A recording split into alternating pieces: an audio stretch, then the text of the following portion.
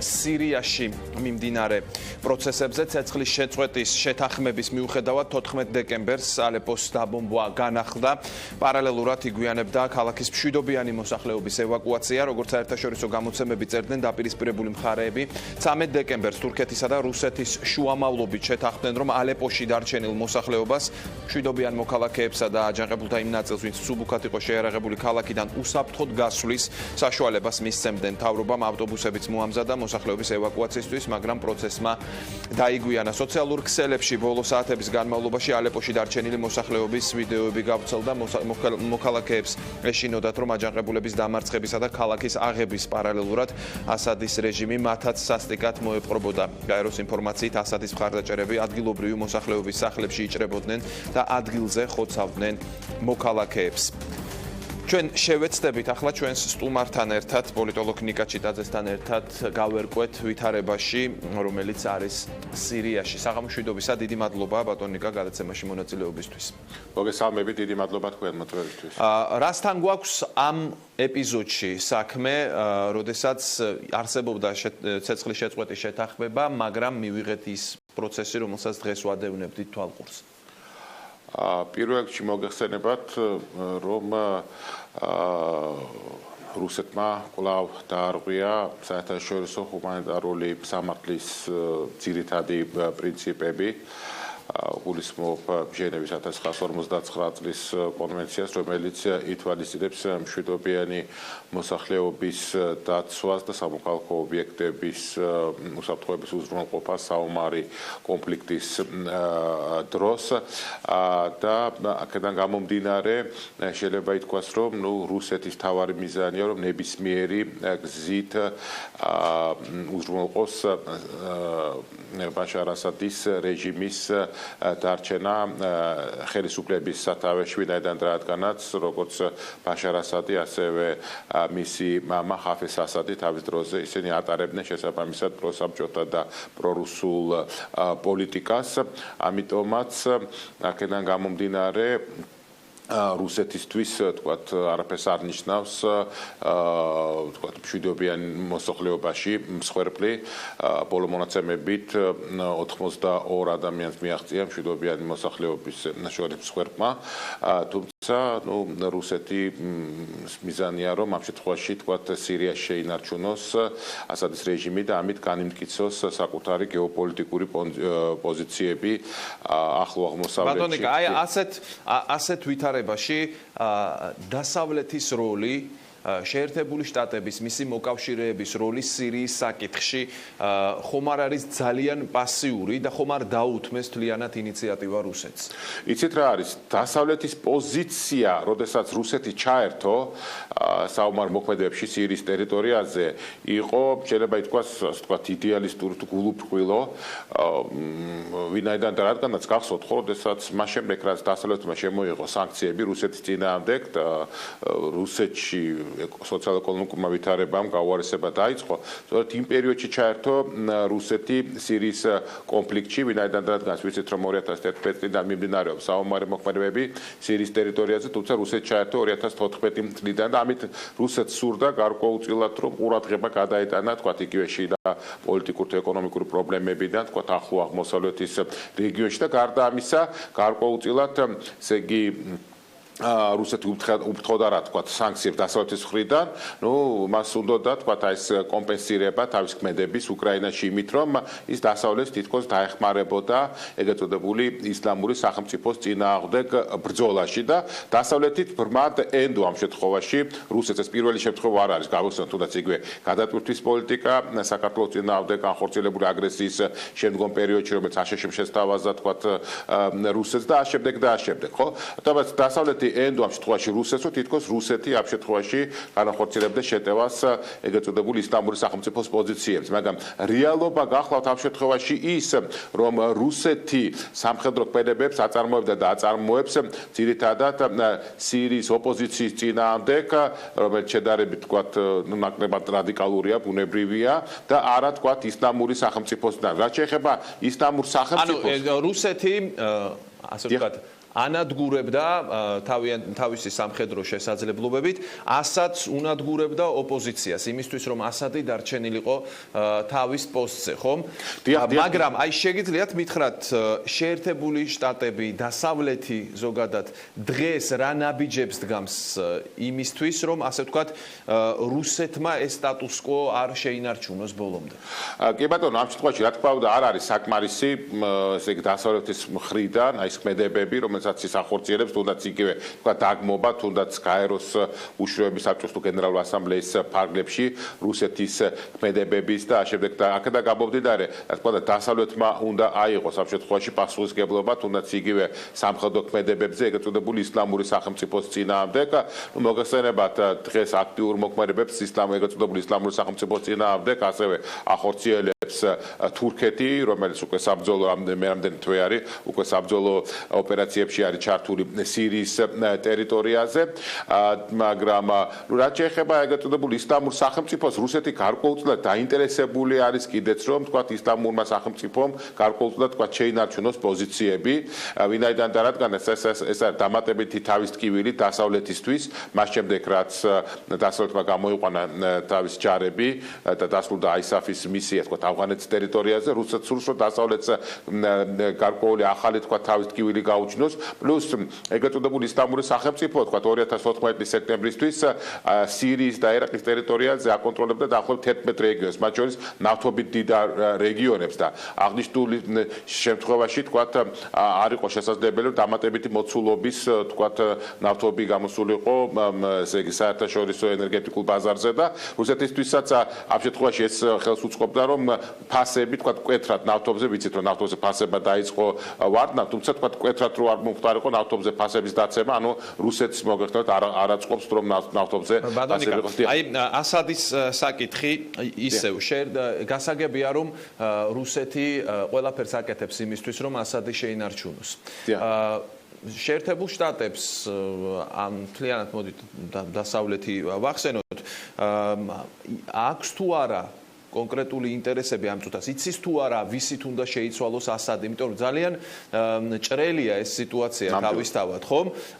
ანუ ვიდრე რუსეთსა და შეერთებულ შტატებს შორის არის უთანხმოება ამ საკითხზე ასადი მანამ ინარჩუნებს თანამდებობას ეს რეალობა გვაქვს ყოველ შემთხვევაში დიახ რუსეთმა თქვა მოგესწრებათ ხო ამ არაბული გაზაფხულის შესახებ ამ შემთხვევაში თქვა იგივე რეჟიმების დამხობა დაიწყო ჯერ ტუნისში შემდგომში ეს აღნიშნული გაგრძელდა თქვა ეგვიპტეში ლიბიაში სადაც ნატო აწარმოებდა სამხედრო ოპერაციას 2010 წელს ამ შემთხვევაში თქვა მოგესწრებათ რომ აღნიშნული სახელმწიფოები არ წარმოადგენდნენ რუსეთის მოკავშირეებს და რუსეთ ვერ ჩაერია თქვა აღნიშნულ კონფლიქტში და იქ მალევე დასრულდა ეს პროცესი ცვლილების ლიდერების ცვლილების თორემ ისე კი გრძელდება კი ბატონო ლიდერების ცვლილების ხო ყოველთვის დასავლეთისთვის თქვა ნუ იგივე თქვა კადაფის შემთხვევაში დასავლეთისთვის თქვა არასასურველი ლიდერების ცვლილება მაგრამ რაც შეეხება თქვა სირიას იქიდან გამომდინარე რომ რუსეთი ესე იგი რუსეთის სამხედრო ობიექტი არის განთავსებული ქალაქ ტარტუში და იქიდან გამომდინარე რომ მაგალითად იგივე 2013 წლის მონაცემებით რუსეთმა დაახლოებით 4 მილიარდი დოლარის შეიარაღება მიაწოდა სირიას, ნუ ბუნებრივია თქვა ასადის რეჟიმს, გარკვეულწილად აღნიშნულმა თქვა უზრუნველყო ასადის ხელისუფლებაში დარჩენა. პლუს მოგესწრებათ რომ ამ შემთხვევაში არსებობს სხვადასხვა ოპოზიციური დაჯგუფება, მათ შორის თქვა ეს შედარებით ზომიერი ოპოზიცია, რომელსაც დასავლეთი უჭერს ხარს და მეორეს მხრივ ეგრეთ წოდებული ისლამური სახელმწიფო. თუმცა თვითონ დასავლეთის მიდგომა იყო მცდარი თავიდან რომ ობამას ადმინისტრაციამ განაცხადა რომ თქვა ასადი უნდა წავიდეს, მაგრამ ამავე დროს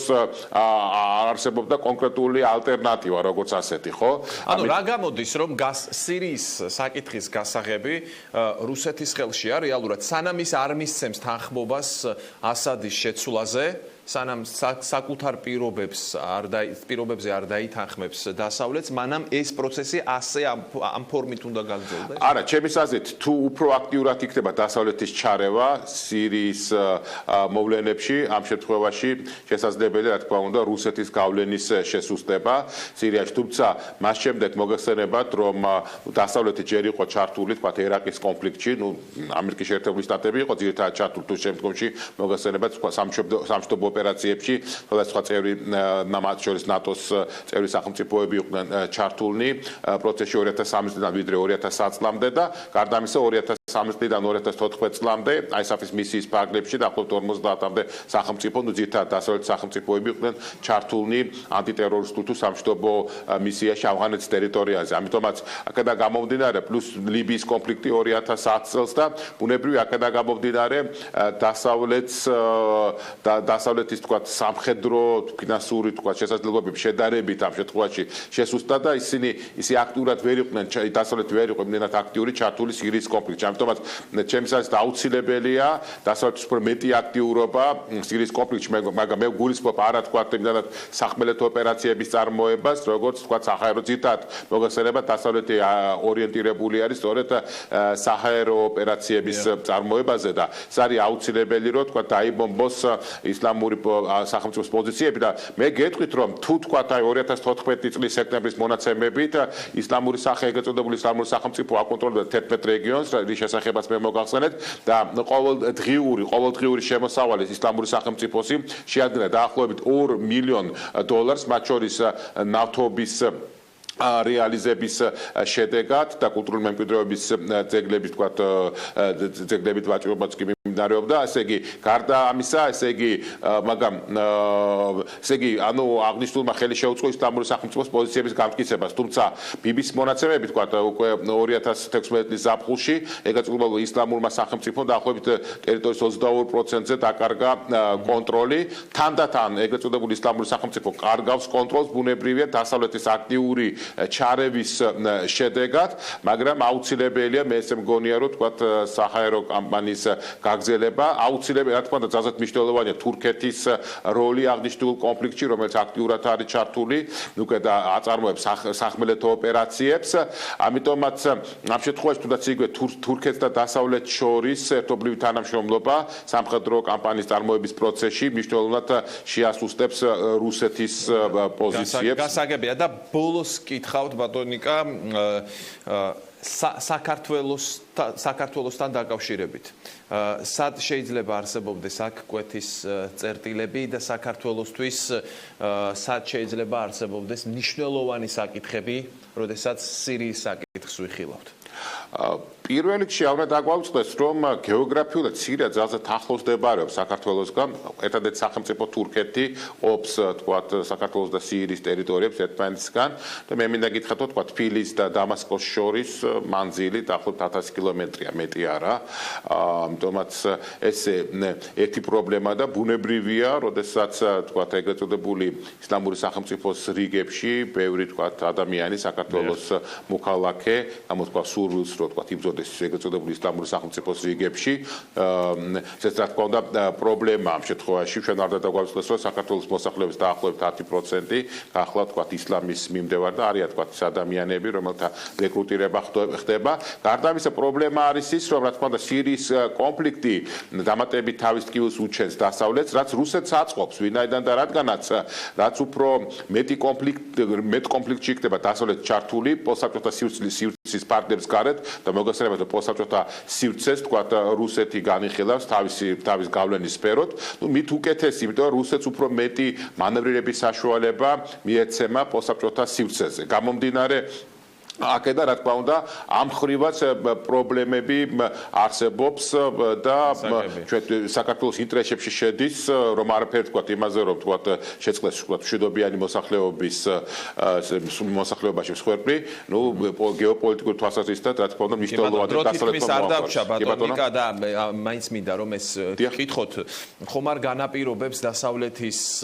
დღევანდელ შეერთებული შტატების დღევანდელ პოზიციას ისიც რომ ადმინისტრაცია პრეზიდენტის ცვლილების და ადმინისტრაციის ცვლილების პერიოდი დაემთხვა